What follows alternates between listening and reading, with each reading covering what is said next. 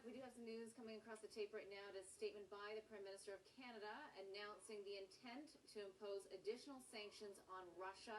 That is one of the key news aspects today, and in particular, we learned earlier in the day that the EU is imposing additional sanctions on Russia. We are back with Alex Yurchevsky, managing partner with Recovery Partners, staying with us to get his take on these new sanctions that we're hearing about today. Alex, what's your reaction in terms of what that means for Europe's economy, Russia's economy, and of course the debt market over there? Well, I think there are a lot of corporates scrambling to rescue deals that they had in process with Russian firms. I think government to government, this is not unexpected. You know, this saber rattling's been going on for over half a year now since the Ukraine crisis started bubbling up. So, you know, clearly there's going to be impact economically. I think the bigger impact will be felt in Europe. The fact that the sanctions are happening now is no accident. It's summer, not winter. You know, the demand for Russian natural gas and energy supplies is lower now than it would be in the winter, and so there would have been some hesitation applying these sanctions in colder temperatures. But at the end of the day, I don't expect this to impact economic growth much. The Russian economy is already on its back. It's only grown 1% in the last year. Okay.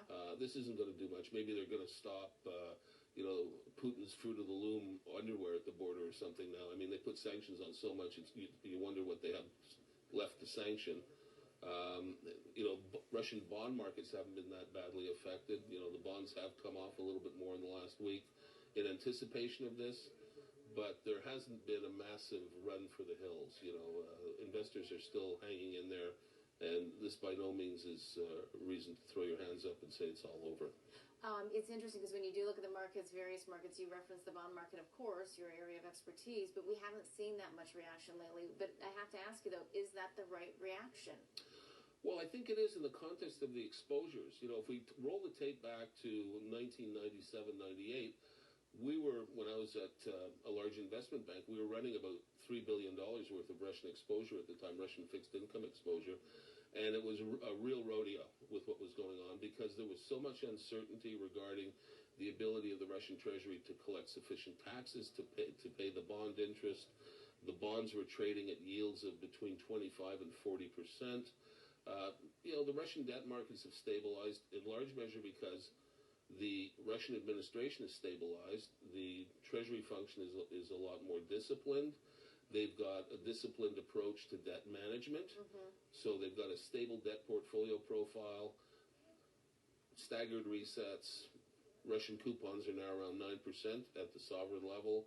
That's a comfortable number, and they're not facing these massive rollover risks. You know, in previous years before the thing stabilized, they had to roll over massive amounts of bonds and get new buyers every couple of weeks. And now that's not the case. You know, they've got a portfolio profile that extends maturities out to 2023. Mm-hmm. So, beyond 2023 in terms of 10 years and, out, I think they even have a 20-year bond trading as well. So they've got a much more stable portfolio posture, and that's why the bonds haven't poured off. Right.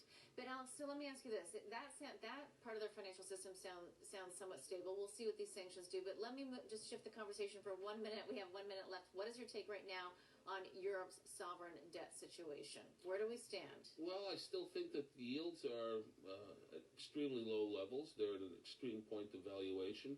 A number of the economies in Europe, I think, are benefiting from those low yields, but they're not justified by the economic performance. You've still got large structural deficits in Italy, Spain, France, Portugal, Greece, and over the medium term, I don't expect that these yields will last at these low levels, given that the fundamentals are not supportive of the narrowing we saw over the past year or so. In other words, yields should be higher. As I said in the last show, I think this is largely a function of the volume of funding that the ECB has promoted be pushed into the system to hoover up the supply of bonds, get the yields down. You know, they made financing conditions easy, and that's what's caused it, and it's going to reverse. Alex, we have to leave it there. It's so great to see you and have your insights with us today. I appreciate it so much. Thank you. Thank you. Radio. That was Alex Yurchevsky, managing partner with Recovery Partners.